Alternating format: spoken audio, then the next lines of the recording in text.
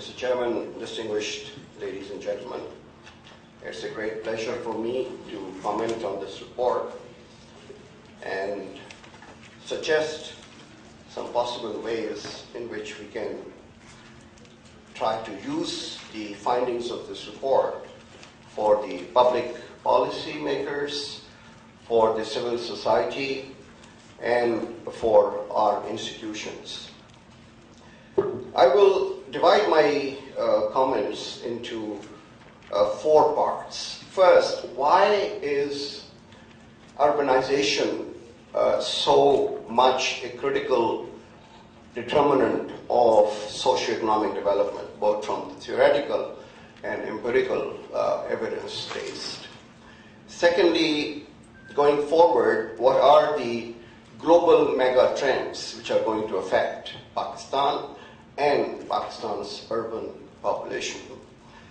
And what are the shortcomings which will be a constraint in Pakistan's future growth, and what are the opportunities which we can seize?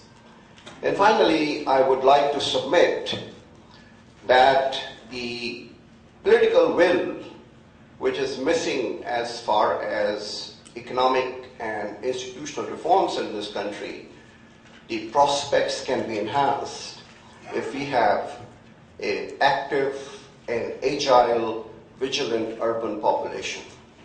So my starting point is that I take exception to the proposition that urban population in Pakistan is only 39%.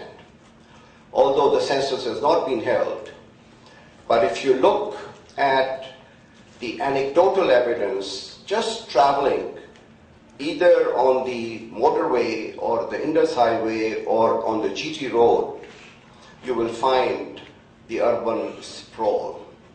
And those of us who have worked in the civil service at the district level can notice that very, very clearly. So I would submit that at least 45% to 50% of Pakistan's population is urban. And I would like to relate this to my political will point right away to set the ball rolling. If you have a census which gives you 45%, just a guesswork, I'm not saying that this is the definitive number, you will have delimitation of the constituencies. And there will be more constituencies, both in the provincial and as well as the National Assembly, which will be urban constituencies. And if you look at the turnover and the voting pattern in the urban constituencies as compared to the rural constituencies, there's a high turnover. Because the urban population is not beholden to brotherly, kinship, tribal affiliations, landlord-feudal relationships, but they demand very much performance and delivery of services. And with a very active media, social media particularly, the expectations of the urban population have actually soared, and the capacity of the public service institutions has actually declined. Therefore, there is always a premium on kicking out the incumbents and bringing in others in order to improve the delivery of the services.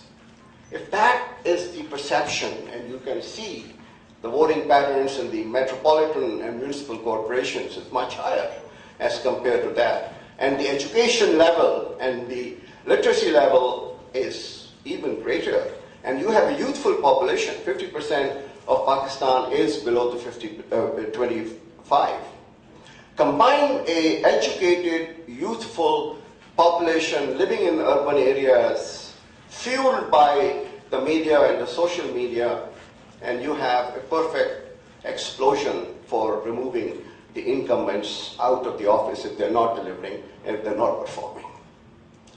The conclusion I draw from this hypothesis of mine is that the political will, which is missing today because of the patronage politics. Every MNA is beholden to their constituencies in the present system.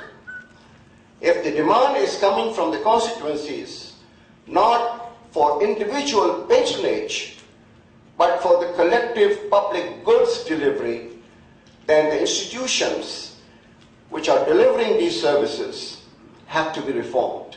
Otherwise, you do not expect any results.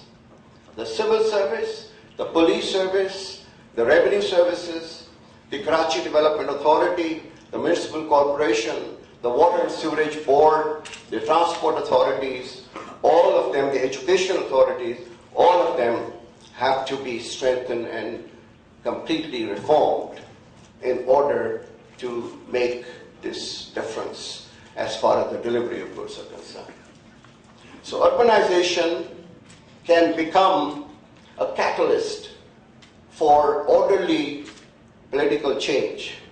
And those who are so impatient to have Masihas coming to Pakistan and fixing the country will be totally taken aback, because this slow, gradual process of democratic overthrow of those who are not performing is the only sustainable way forward. So that's my first point I wanted to emphasize, that give this urbanization a chance. But it has to be a benign urbanization rather than the current urbanization. And I come to the theoretical and empirical evidence of urbanization. Economists argue that rural productivity levels are very low. In the agriculture sector, you have large underemployment. And therefore, the migration from the rural areas to the urban areas increases the overall productivity, because the urban jobs are more productive, give more wages, earnings, and the underemployment is dissipated. Therefore, the transfer of the population from low productivity to the high productivity is a means of accelerated economic growth. But why is it not taking place? Because instead of having economies of scale in urban areas, we are today having diseconomies of scale. The government land is in the hands of an elitist mafia. The water is in the hands of an elitist mafia. The transport system is in the hands of the elitist mafia. We have many high-rise buildings catering to the segments of the population who are either in the top 20% or maybe top 40%. But there is nothing happening as far as the low-income people who are migrating from the rural areas or the other small cities to the urban areas. They are not able to be productive because they have to travel 3 hours in the morning from the outskirts where they have been rehabilitated by the mafias at extortive prices, and they have to pay to the same transport mafia in order to reach the city, in order to earn the money, and go back 3 hours. So if you have wasted 5 to 6 hours of your daily time in transport and in moving from one place to another, you are actually decreasing productivity rather than increasing productivity. So unless you have these institutions out of the hands of these mafias who are actually providing you the services, you will not be able to exploit the economies of scale and the productivity and the economic growth and social development. That's the link. But what is happening?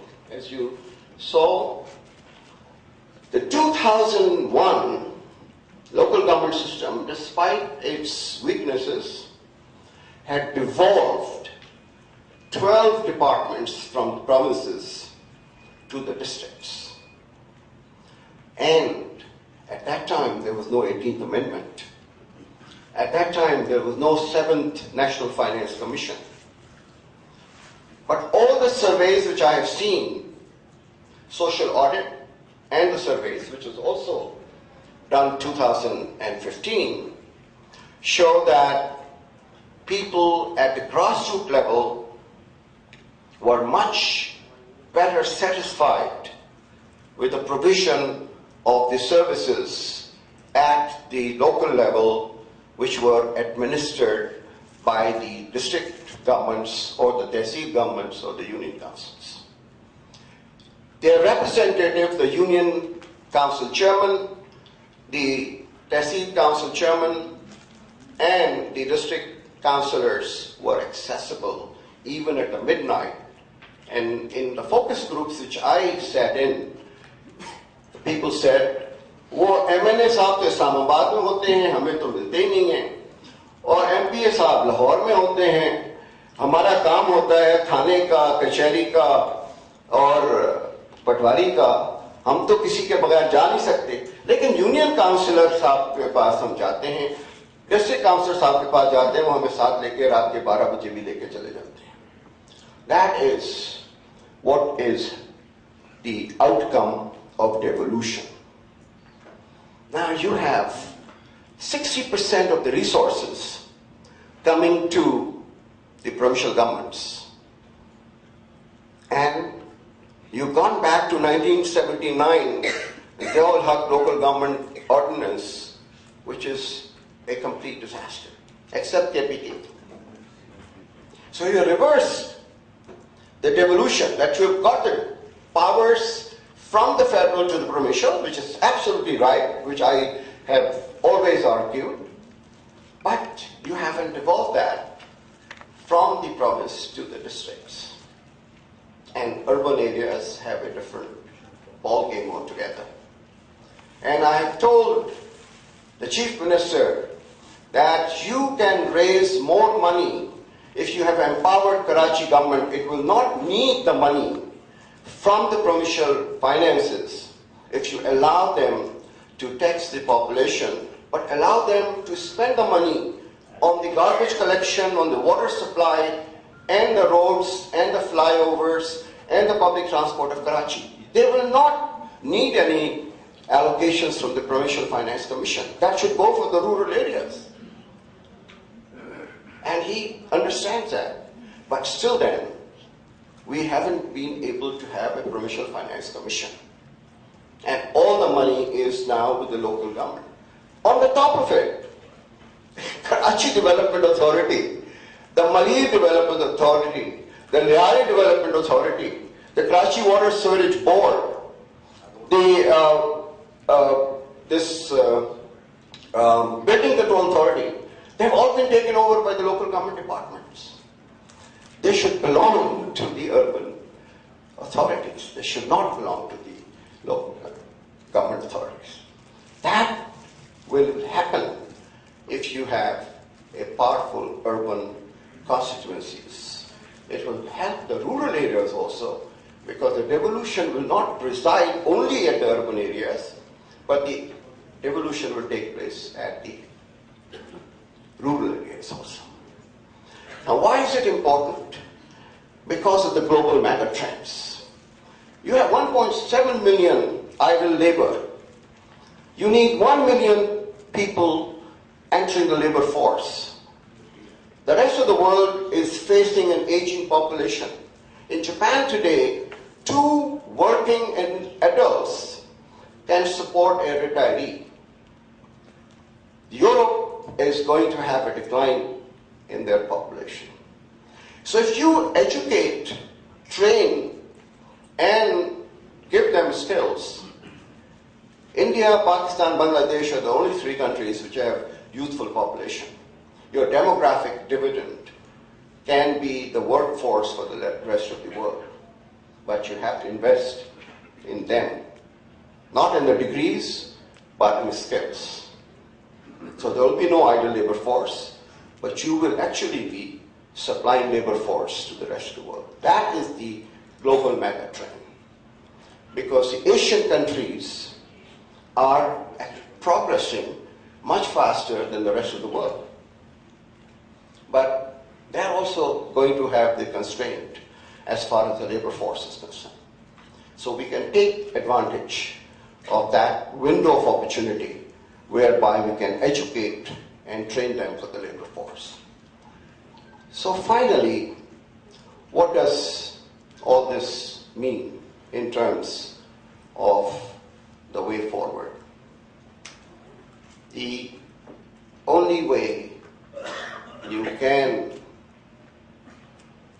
make any progress with 180 million people who are going to be more than 250 million people, to empower the communities, to devolve authorities and powers and financial resources so that they can make their own decisions. And I give you an anecdote. As a rash young civil servant sitting in the Planning and Development Department, Government of Sindh, I thought I knew everything.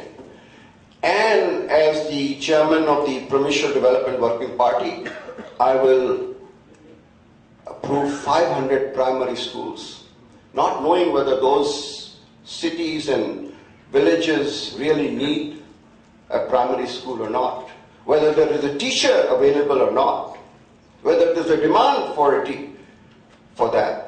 In 2002, I went back to my subdivision, which is now a district, Shikarpur, and I said, quietly, I would sit behind the district council deliberations which were taking place. And you know what was the discussion taking place? One village was saying, I need a girls' school. The other village councillor was saying, we already have a girls' school and there are teachers, but there are very few girls. If you construct 1 kilometer road connecting this village with that village, your girls can also come in and our utilization. Now look at this arrogant civil servant who thought he knew what needs to be done. And here's the power of the local community making the most efficient resource allocation any economist can ever dream of. That is what needs to be done. And all these numbers will look much different, I can assure you, if you do this. Trust the people at the ground level. Do not centralize authority. The Prime Minister and the Chief Minister are chairing 50 committees. Can they take any decisions if they have to do this kind of 50 committees work? Delegate, devolve, give others. Yes, they will make mistakes. There will be corruption. But it's a distribution of corruption. The corruption which is now centralized at the center in the province will be distributed to the districts. But you can also take remedial measures that the province can have an audit of the accounts done by the Big Four and make sure that every single penny is spent for the purpose. So there are remedial measures which you can take. Just to say that there was more corruption, therefore we don't want this. It is actually the fact that the people who are legislators, who make the law, lose their chaudrahat when the powers are with the district nazis. And that is the purpose, which I think is not helping us. We are all trying to maximize our self-interests, but not maximizing the collective interests of this country. Thank you very much.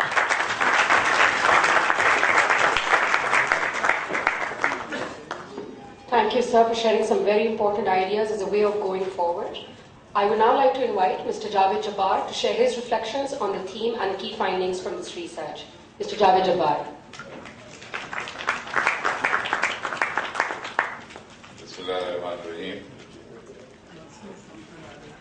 Saeed A Qureshi, Dr. Ishrat Hussain, Mrs. Khalida Ghaus, and Asif Iqbal sir, Shinaz Wazir Saiba, Ayub Barood sir, eminent citizens, and such a fine assembly of diverse disciplines. Thank you all for being here. On behalf of the board, of course, the chairman is far better suited to address on behalf of the board, but simply by the fact that one has been associated or privileged to be associated with SPDC from its very inception, when Hafiz Pasha kindly invited me to join him and about 5 other colleagues in this process. It's a particular pleasure to see the continuity of the work that this excellent team that we have at SPDC, which incidentally comprises hundreds of people, and we don't know how to accommodate them. We are running out of office space. We are thinking of encroaching on Shara Faisal. We are a very large team, really. We had a board meeting this morning, and we said, Khalida Ghaus, you have to get rid of at least 50% of your workforce, because if you have 26 people in a think tank and half of them are support staff, you're working with 13, 14 people who are producing this exceptional report on an annual basis. In addition to the annual report, several studies that are produced periodically throughout the year. I want to pay tribute to the team, that despite this lack of resources and the limitations that we all work in, they continue to render an outstanding job. I hope that they reciprocate and pay equally rich compliments to the Board of Directors. They couldn't find a better Board of Directors, which gives them the vision and the mission and does not micromanage, allows them to get away with statements in the annual review with which one might disagree, and yet they're allowed freedom of expression. Freedom of expression के बारे में कुछ करना पड़ेगा.